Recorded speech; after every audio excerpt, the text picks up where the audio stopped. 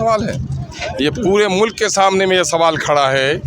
इस मुल्क के अमन पसंद, इंसाफ पसंद हिंदू, मुस्लिम, सिख, ईसाई सबके सामने में सवाल खड़ा है कि मोदी जब से तख्त पर बैठा है, जब से अपने सर पर ताज रखा है, उसका एक ही फितना है कि मुसलमानों को निशाना बनाओ।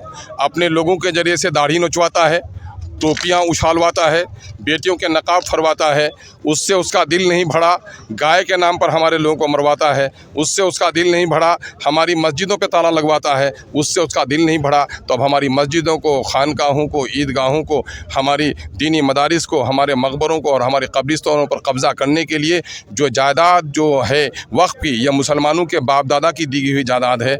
ये गरीबों, यतीमों, बेवाओं, मिस्किनों, लाचारों, मुसाफिरों और मोहताजों की मदद के लिए है, दीन की असाद के लिए है। अब इस पर नाजायज़ कब्ज़ा मोदी करना चाहता है और इसके ज़रिए से हिंदू और मुसलमानों में कब्रिस्तान की ज़मीन, जिस तरह NRC में बहुत सारे लोगों को कहा था कि मुसलमानों को विदेश भगवा देंगे और यहाँ की ज़मीन हम दोस्तों को दिलवा देंगे, ठीक उसी तरह से RSS के लोग और मोदी के समर्थक लोगों में जाके कान में कहते हैं कि मुसलमानों को मिर्ची लगा दी गई है, अब ये यहाँ से परेशान होंगे, उनके कब्रिस्तानों पर कब्ज़ा कराया जाएगा। ये मोदी चाहता है कि इस मुल्क में हिंदू और मुसलमान इत्मीनान के साथ नहीं रहे, खाना जंगी हो, सिविल वार पैदा कराना चाहता है। ये कानून मुसलमानों के गर्दन पर इससे तलवार नहीं है, बल्कि देश के संविधान की आत्मा के बिल्कुल ख़िलाफ़ है। इसलिए हम लोग मुत्तहिद होकर लड़ रहे हैं।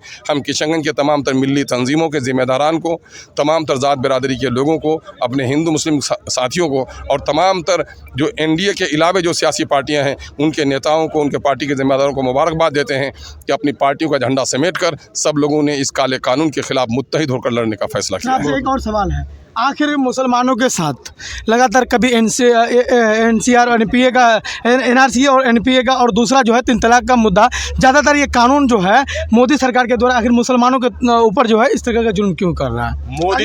मोदी चूँकि 15 लाख गरीबों के खाते में नहीं दे सका, करोड़ों नौजवानों को रोज़गार नहीं दे सका, जो उसने वादा किया था कि हम काला धन वापस लाएंगे, काला धन वापस नहीं ला सका।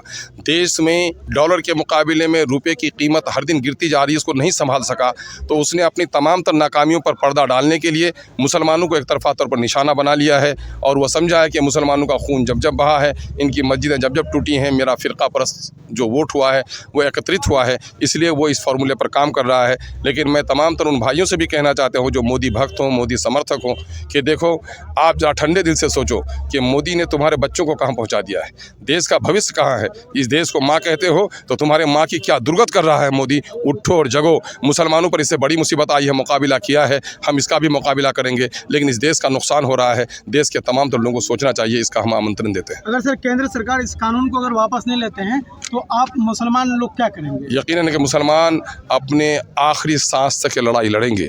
हमारे जो मजहबी ज़िम्मेदारान हैं, हमारी मिल्ली तंजीम मुस्लिम पर्सनल लॉ बोर्ड है, जमीयत उलमा है, जमीयत अहले हदीस है, जमीयत अहले सुन्नत वल जमात है, हमारी शिया मकतब फ़िक्र के लोग हैं और तमाम तर सेकुलर पार्टियों के बड़े लीडर हैं जो फैसला करेंगे। सड़क पर तो सड़क पर रहेंगे, अगर सड़क जाम करना पड़ेगा जाम करेंगे, जेल जाने की पर ज़रूरत पड़ेगी जेल जाएंगे, और इस काले कानून के ख़िलाफ़ अगर सीनों पर गोली खाने की ज़रूरत पड़ेगी तो अपना सीने का बटन आसानी से खोलकर गोली खा लेंगे, लेकिन इस कानून की मुखालिफत हमेशा करते हैं।